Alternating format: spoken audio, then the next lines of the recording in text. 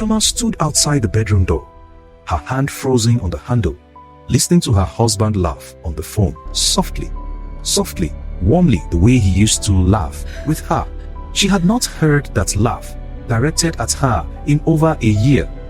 When she finally pushed the door open, Emeka quickly ended the call and said, "It's nothing, just a colleague." She wanted to believe him. But something inside her, the same something that had been quietly dying for months, told her this was the beginning of the end. What happened in the 6 months that followed would almost destroy their marriage. But it would also teach them both a lesson that no church sermon, no marriage counselor, and no well-meaning auntie had ever been able to teach them. That love is not enough to keep two people together. Communication is. This is their story. Emeka Okafor and Chiamaka. Everyone called her Chioma. Met at a wedding in Enugu 8 years ago. He was the quiet groomsman who kept refilling her drink without being asked. She was the loud, funny bridesmaid who made the whole reception laugh during the toast. Opposites, people said, but opposites that fits. Emeka was the kind of man raised to believe that providing was loving. His father, a retired civil servant, had never once told his wife, "I love you," in 40 years of marriage, yet he worked himself thin to make sure she never lacked anything. Emeka grew up watching that, a man who showed love through sweat and silence, never through words. So when Emeka grew into a man himself, he carried that same quiet strength. He was responsible. He was loyal. He was a planner, an engineer by profession, methodical in everything except emotion. Chioma was different. She grew up in a house full of noise, 6 siblings, a market-trader mother who spoke her mind freely, and a father who, whatever his faults, always made sure his wife knew she was seen. Chioma needed to talk things through. She needed her husband to ask about her day and actually listen to the answer. She needed affirmation, the way some people need air. At first, their differences were charming. Emeka's calmness balanced Chioma's intensity. Chioma's warmth thawed Emeka's reserve. They got married 2 years after that wedding in Enugu, in a colorful ceremony in Lagos, with both families dancing late into the night. Everyone said they made a beautiful couple. And for the first 3 years, they were. But marriage, like a small crack in a clay pot, doesn't break all at once. It leaks slowly, quietly, until one day you pick it up and realize it's empty. It started small, the way these things always do. Emeka got promoted to project manager at his construction firm. More responsibility, more hours. He started leaving the house at 6 a.m. and returning past 9 p.m. exhausted, mind still buzzing with deadlines and budgets. Chioma, who worked as a secondary school teacher, understood at first. "He's building our future," she told her sister. "I have to be patient." But patience has a shelf life when it isn't fed by attention. Dinner became a quiet affair. Emeka eating, quickly scrolling through work emails, answering Chioma's questions with single words. "How was your day?" "Fine." "Did you sleep well?" "Yeah." There was no cruelty in his silence. He simply didn't know he was supposed to do anything else. In his mind, he was doing his job, providing, protecting, planning for their children's school fees 5 years from now. Surely that counted as love? Little did he know that to Chioma, his silence felt like rejection. Every short answer felt like a closed door. Every night, he came home and went straight to his laptop. Instead of asking about her day, felt like proof that she no longer mattered to him. At first, she tried to express it gently. "Emeka, can we talk? I feel like we don't really talk anymore." "Talk about what?"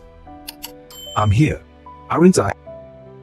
Being here isn't the same as being present. He had looked at her confused, the way a man looks at a question written in a language he never learned. "I'm tired. Chioma, can we do this another time?" There was always another time, and the other time never came. Unfortunately, instead of pushing harder, Chioma began doing what many people do when they feel unheard. She stopped trying. Not out of spite, but out of self-protection. Every unanswered attempt to connect was a small wound, and after enough wounds, the person builds a wall simply to stop the bleeding. She stopped asking him to talk. She stopped sharing the small joys of her day. The funny thing, his student said, the new recipe she wanted to try, the worry she had about her mother's health. She told herself it didn't matter, that he was busy, that this was just a phase. But quietly, she began pulling away. This is how a marriage dies, not in one dramatic explosion, but in 1,000 small withdrawals that nobody notices until the account is empty. At her school, there was a colleague named Tobena, a literature teacher, gentle-voiced, the kind of man who remembered the names of everyone's children and asked thoughtful questions in the staff room. He and Chioma had been colleagues for 2 years, nothing more. But as the silence at home grew louder, Chioma found herself lingering longer in conversations with Tobena during break time. At first, it was harmless. They talked about students, about books, about the stress of grading YX scripts. But slowly, the conversations shifted.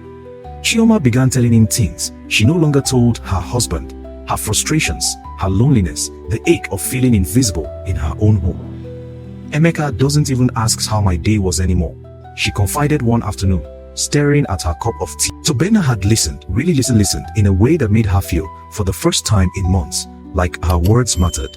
That must be hard, he said. You deserve someone who sees you. Those words settled into her chest like warm water. She didn't notice, at first, how much she had begun to look forward to their conversations. She didn't notice how she started dressing a little more carefully on the days she knew she'd see him in the staff room. She told herself it was nothing, just a friendship, just someone who listened. But then, one evening after a staff meeting ran late, Tobena offered to drop her home since her car was at the mechanics. They sat in his car outside her gate for 45 minutes, talking and laughing the way she and Emeka used to, back when they were young and dating in Enugu. When she finally got out of the car, her phone buzzed. A message from Emeka. Where are you? It's almost 9. She stared at the message for a long moment before replying. On my way. Long day.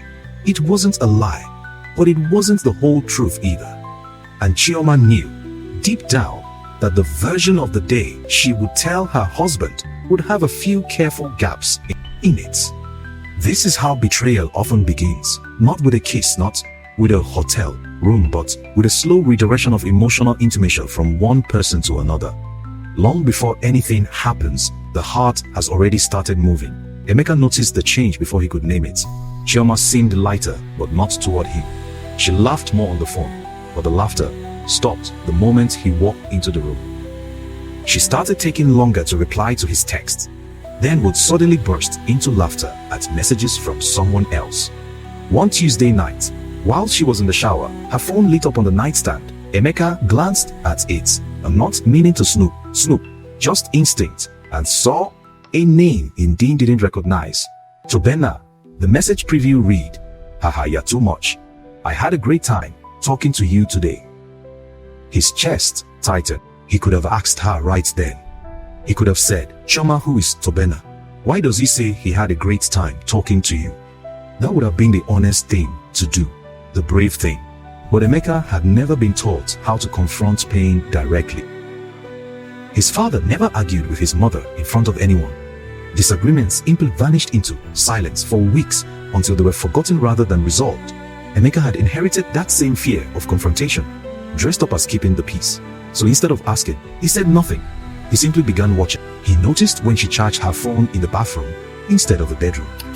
He noticed when she stepped outside to take certain calls. He started checking her phone when she was asleep, his heart hammering with a mixture of guilt and dread each time.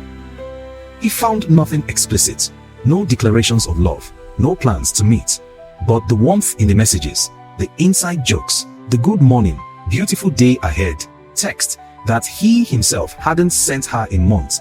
All of it ate at him like rust on metal. He didn't confront her. Instead, he grew colder. He started coming home later. He stopped initiating any conversation at all. When she asked him what was wrong, he'd simply say, nothing, I'm fine, in a tone that made it very clear he was not fine at all. Distrust had moved into their home and quietly taken a seat at their dinner table, and neither of them had the courage to ask it to leave. The turning point came on a Friday night in October.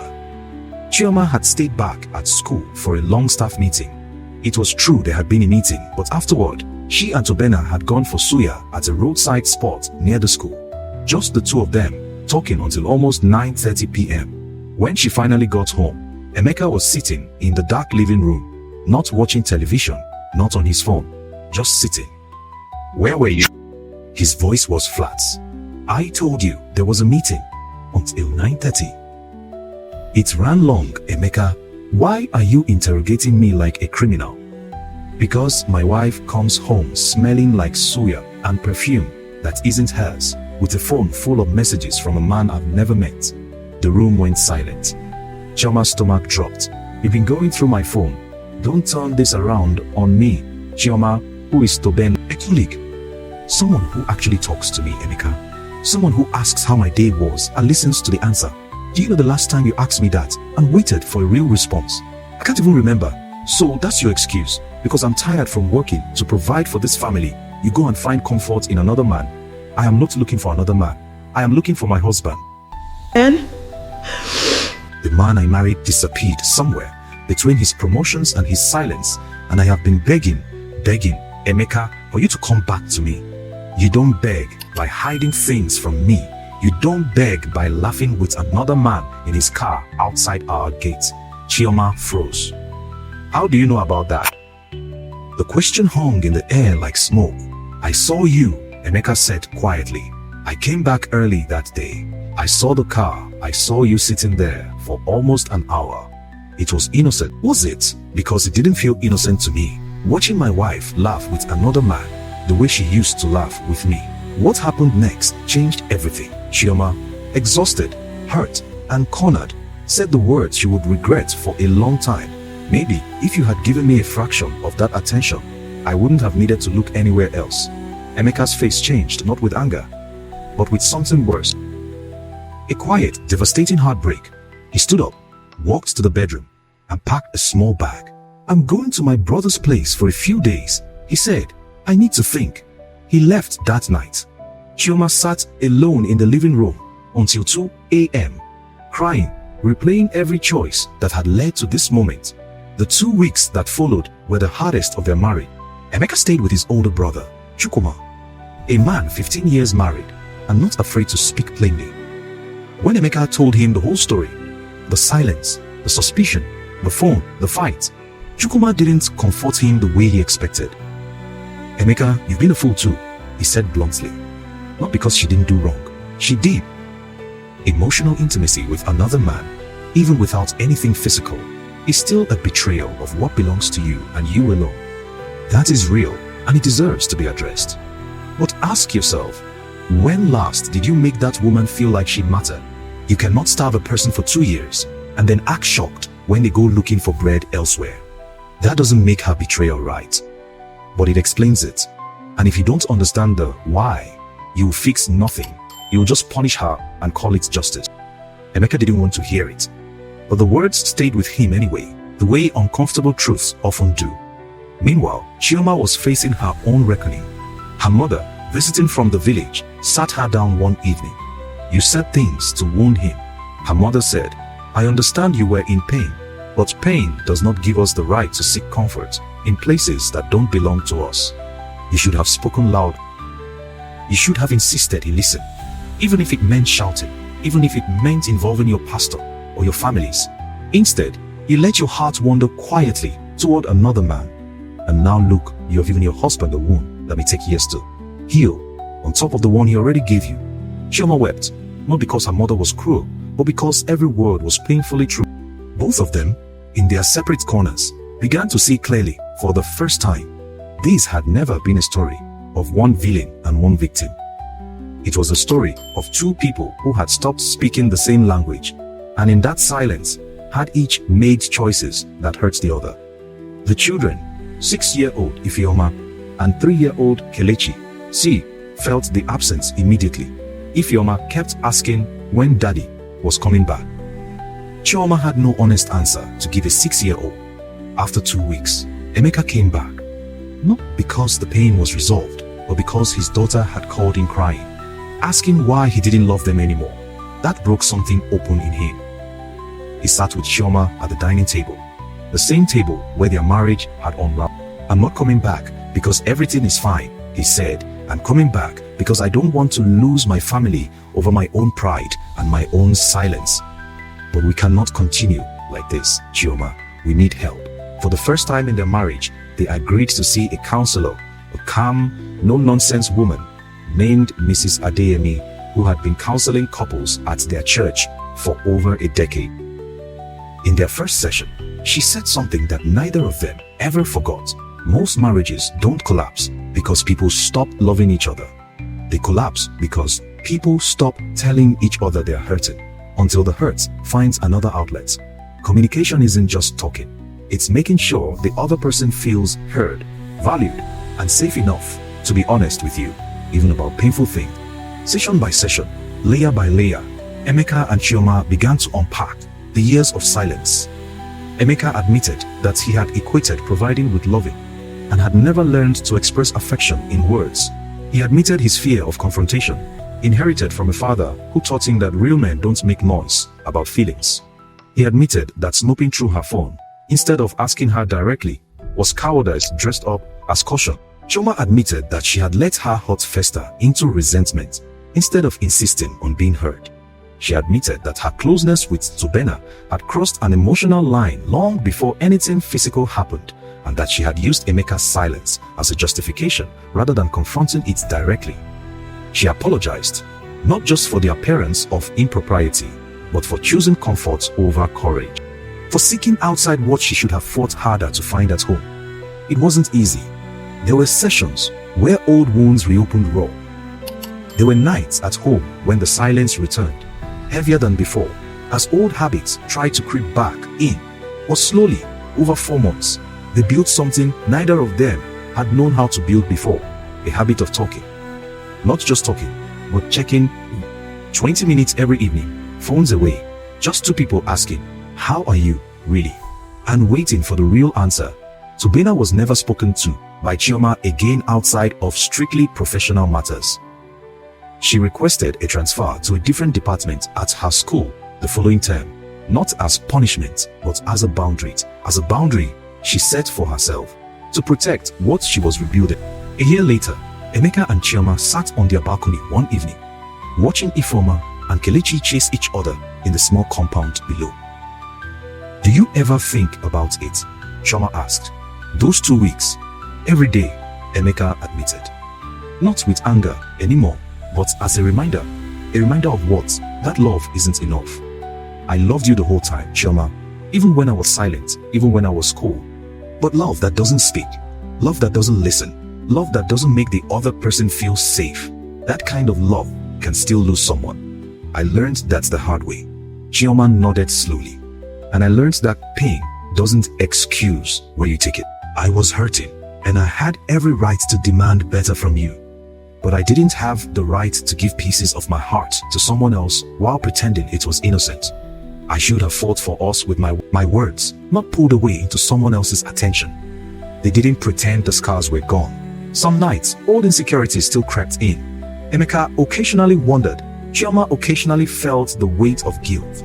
What they had learned, finally, how to bring those feelings to the table instead of letting them rot in silence. Counseling advice. If there is one thing this story teaches us, it is this: marriages rarely die from one big betrayal. They die from 1,000 small silences, the question not asked, the feeling not shared, the apology not given, the "I'm fine" that really means "I'm dying inside." Emeka's mistake was believing that providing was the same as loving, and that silence was the same as peace. Chioma's mistake was believing that being unheard at home gave her permission to be heard elsewhere. Neither of them was a villain. Both of them were human, flawed, tired, hurting in ways the other couldn't see because nobody was saying it out loud. If you are in a marriage right now where the silence has grown louder than the love, don't wait for a crisis to force the conversation. Speak now, while it can still be a conversation and not a confrontation. Ask your partner the question you've been avoiding. Tell them the truth you've been swallowing. And if you've already made the mistake of looking elsewhere for what's missing at home, have the courage to come back, admit it, and do the harder work of rebuilding trust rather than the easier, more destructive path of hiding it. Communication is not a luxury in marriage. It is the foundation everything else stands on. Without it, even the deepest love will eventually run dry. And remember, it is never too late to start talking again, as long as both people are willing to listen.